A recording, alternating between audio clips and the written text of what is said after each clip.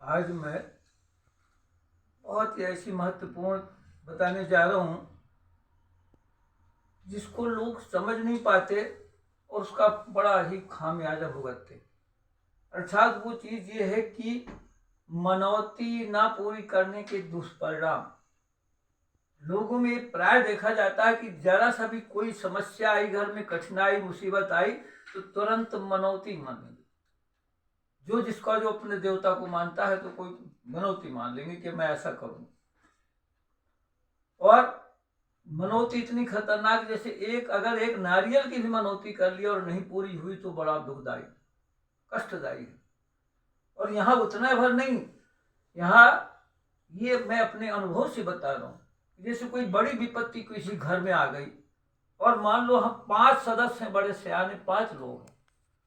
उस समय वो ये कुछ नहीं उनको सूझता।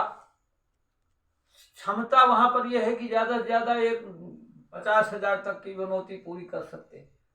अब इस 5 में से विपत्ति को देख कर के कोई एक ने मनौती कर लिया कि मैं एक भागवत कराऊंगा बड़ा।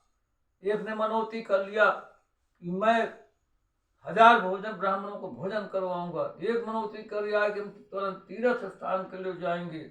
एक ने मनौती कर लिया मैं पूरा नगर यज्ञ करूंगा। ऐसा कर, अगर ठीक ऐसा करके 5 ने 5 लाख से ऊपर का मनौती कर डाली और वो मनौती वो काम शुद्ध हो गया। जब सिद्ध तो हो गया अर्थात तो बच गई समस्या विपत्ति। लेकिन इसके बाद जब देखे सबको पता लगा कि इतनी मनौती हो गई तो कुछ तो मनौती की अनेक डर के कारण की करना पड़ेगा, तो कुछ तो डर के कारण मनौती पूरी नहीं होगी तो क्या होगा, तो अपनी मनौती को बताते नहीं, छिपा लेते और कुछ बताए तो पूरी नहीं कर पाते कि कैसे पूरी हो। तो कितनी बड़ी, जैसे कोई आपने किसी का पैसा ले ले और ना दे तो समझो ना कितना मानो कैसा वो उसकी वो चढ़ाई करेगा। इसी प्रकार कोई भगवान ने तो नहीं कहा था कि हमारे ऊपर हमको ऐसा करो, कि हम प्रार्थना कर सकते हैं।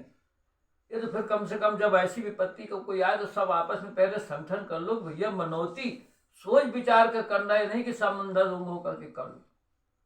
तो मनौती से बचे। मैंने अनुभव दिया कि उसके दुष्परिणाम बड़ा भयावह होते हैं, क्योंकि उसको मठार ना कहलाते हैं। हमें मालूम है कि हमने मनौती किया लेकिन उसके बाद मठार रहे तो बड़ी कष्टदायी होती।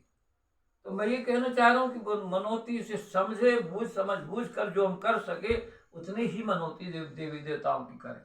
वो नहीं कभी कहते हम ये ऐसा कर लेते। अंत में मैं यही कहूंगा, मनौती उतनी अच्छी होती है, मनौती उतनी ही अच्छी होती है जितना कि हमारे पास उस मनौती को पूर्ण करने की सामर्थ्य होती है। अतः सामर्थ्य के अनुसार ही हम मनौती करें, वही उपयोगी होगा, वही हितकारी होगा।